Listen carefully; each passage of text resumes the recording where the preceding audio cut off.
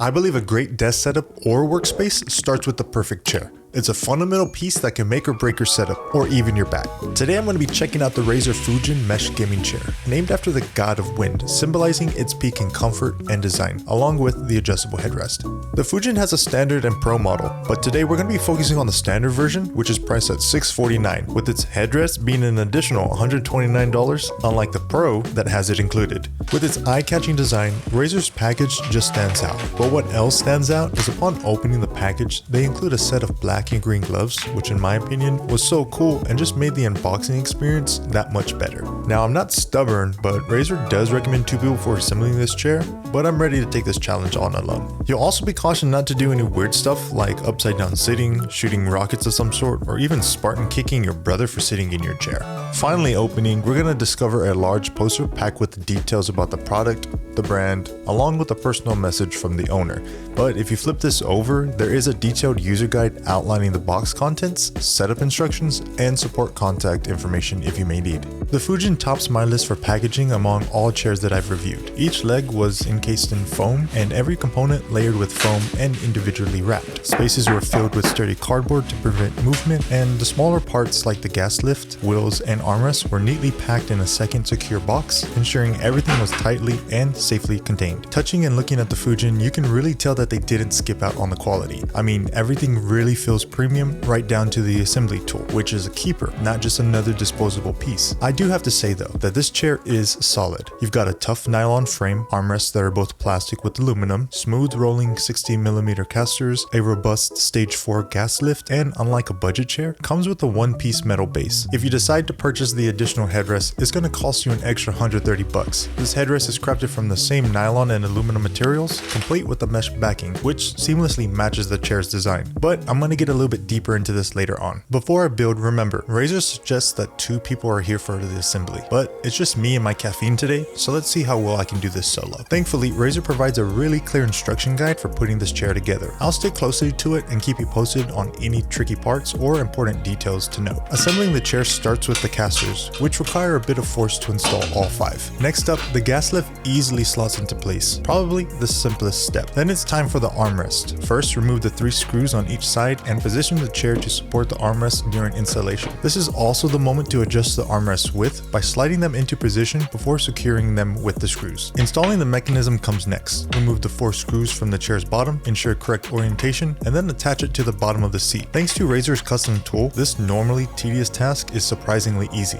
Now remove the bolts from the back frame, align the back with the base using some leverage, and then secure it with the screws. The final step is to place the entire chair onto the base, completing the assembly. Now if you're adding the headrest, just remove 1 screw to release the clip attaching the headrest to the frame. Secure the headrest, reposition the clip, screw it back in, and your headrest installation is complete. After building it, I can confirm that one person can assemble it alone, but an extra hand might be helpful, especially when attaching the back to the base and mounting the chair onto the base, given its weight. Overall, the process is straightforward and pretty simple to assemble. Razer usually goes for a flashy gamer-centric design, but the Fujin breaks the mold with a more minimalist, mature look. Personally, I find this quite appealing compared to the typical racing-style gaming chairs. The chair's branding is subtle, featuring just 1 logo at the top and a green Razer tag on the right shoulder. Despite its minimalist vibe, the Fujin still carries a bit of Razer's edge with its skeletal frame design, adding a touch of sleek aggressiveness. But without the headrest, the chair feels a bit unbalanced, almost like a typical office chair. Adding the headrest not only enhances the chair's aesthetic, but also seems to complete its design. While the headrest certainly adds to the look, the fact that it's sold separately and adds to the cost does leave a bit of a sour note. When it comes to the feel of the Fujin, it's my first experience with a full mesh chair, and it's definitely a unique feel compared to other chairs that I've reviewed. At first, I was on the fence about whether I liked it or if it was needing some breaking in. However, after spending weeks sitting in it, I've grown accustomed to the feel and noticed I wasn't really having negative thoughts about it. But I guess it's more of a no news is good news situation, without any specific complaints, which I'd like to say is a good sign. However, I noticed that the headrest had a bit more slack than I'd prefer, especially in comparison to the chair's seat. which also includes foam padding to soften and smoothen the front edge. The backrest also had a bit of slack, but not as much as the headrest. Despite this, I feel like the sections provided the support and comfort I needed while I was editing and gaming. The armrests impressed me with their diagonal adjustability, near perfect height settings, and the ability to slide back and forth. But even though that the arms do have width adjustments, I found the process less efficient, requiring me to either flip the chair over or reach underneath to make the adjustments. Adjusting the headrest, however, was a bit stiff and required extra effort to move, but offered options to tilt, adjust height, and shift forward or backward. The lumbar support was the aspect that I liked the least in terms of adjustability. It's just fixed to 2 holes, which I feel could have been executed better, but thanks to the mesh backing, it still turned out to be functional and supportive. The chair's mechanism includes a back lever. This lever, twisting it, adjusts the height function via the gas lift, and pulling it out enables the back to tilt, and pushing this lever locks it into place. The second lever, located in front, adjusts the seat forward or back,